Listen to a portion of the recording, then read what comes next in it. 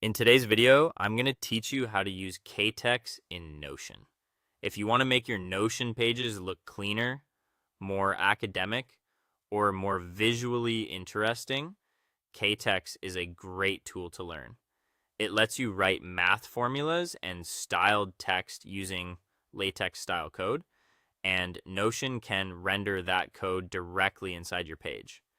This is useful not only for equations, but also for custom formatting, simple visual dividers, and more polished notes.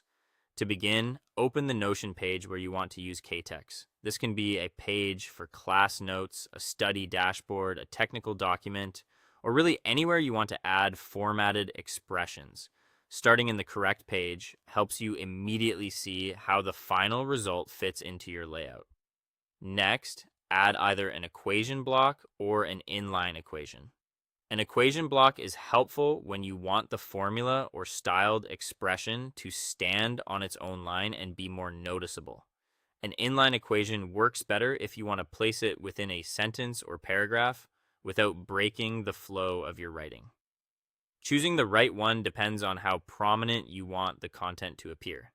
Once that's ready, type your KaTeX or LaTeX style code into the equation field. This is where you enter the commands that tell Notion what to display. For example, you can write mathematical expressions, fractions, exponents, subscripts, and other structured notation. The important thing is to type the code carefully because even a small mistake in syntax can change how the result appears. After that, use symbols, formulas, colors, or formatting commands as needed. This is where KaTeX becomes especially flexible. You can create more than just plain equations. You can style text, emphasize parts of a formula, or create more decorative elements for your page. If you're using this for notes, it can help draw attention to important concepts. If you're using it for design, it can make sections feel more polished and intentional. As you type, preview the result inside Notion.